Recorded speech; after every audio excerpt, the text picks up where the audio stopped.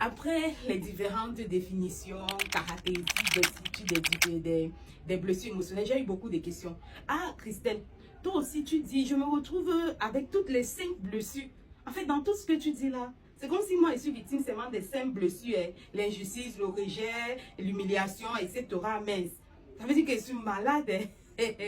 Et face à ça, j'ai eu beaucoup de retours et je me suis dit, ok. Bon, les blessures sont en fonction de l'individu. Hein. Tu peux en avoir une seule, deux, trois, ça dépend.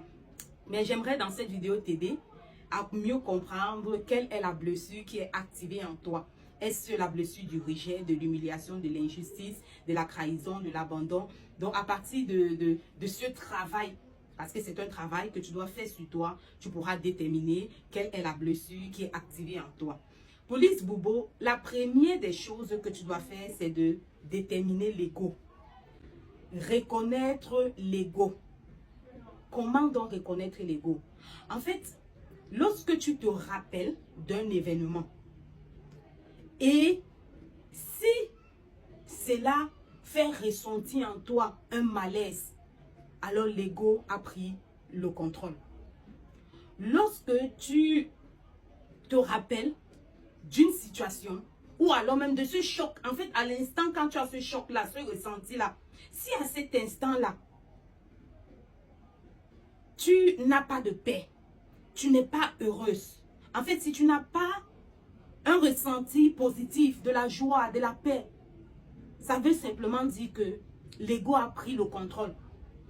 Face à une situation, face à un événement, si tu sens que tu as peur, si tu sens que tu es humilié, si tu sens que tu hésites, en fait, si tu sens un malaise, un mal-être là, sois-en sûr, ma légende, l'ego a pris le contrôle. Que ce soit un événement passé depuis dans ton enfance ou c'est un événement d'hier, tu vois, tu ressens un malaise.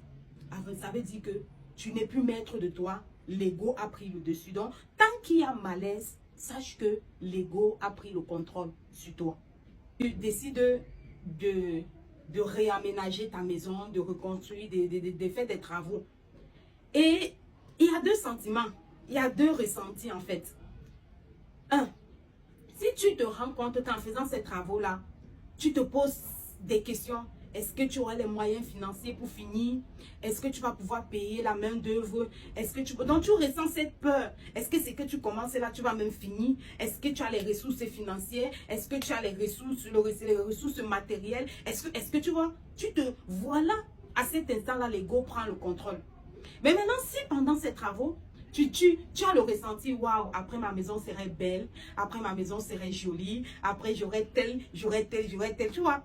L'ego n'a pas pris le dessus. Je pense qu'avec cet exemple, elle est très claire. Il faut reconnaître d'abord l'ego pour pouvoir déterminer quelle est la blessure qui est activée en toi. Deuxièmement, ensuite, il faut comprendre ton ressenti.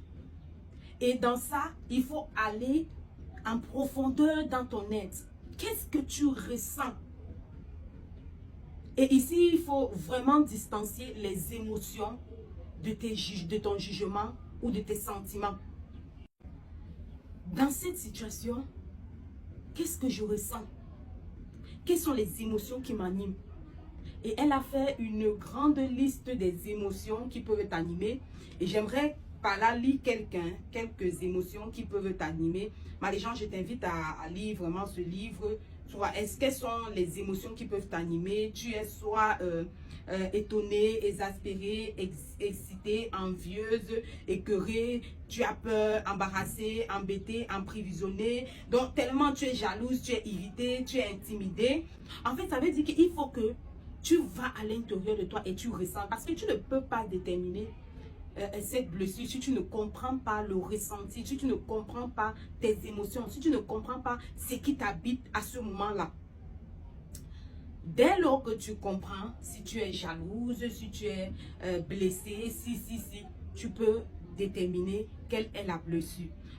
La troisième étape, c'est donc le jugement, l'accusation et la réaction. Si tu accuses une personne en vivant dans la honte, ça veut dire que tu as une blessure de l'humiliation. Si tu accuses une personne en vivant dans la colère, ça veut donc dire que tu as la blessure de la trahison. Et si tu t'accuses en vivant dans la colère, ça veut donc dire que tu as la blessure de l'injustice. Donc voilà un peu les 3 stratégies pour déterminer quelle blessure est activée en toi. Premièrement, il faut reconnaître l'ego. Je l'ai dit. Deuxièmement, il faut comprendre ton ressenti, tes émotions. Et troisièmement, il faut faire la différence entre tes réactions, ton jugement, etc. Rendez-vous dans une prochaine vidéo. Si tu as aimé ma légende, partage autour de toi afin que chacun de nous puissions guérir. Il faut absolument que nous guérissons de nos blessures émotionnelles et avoir une bonne santé mentale. Bye bye.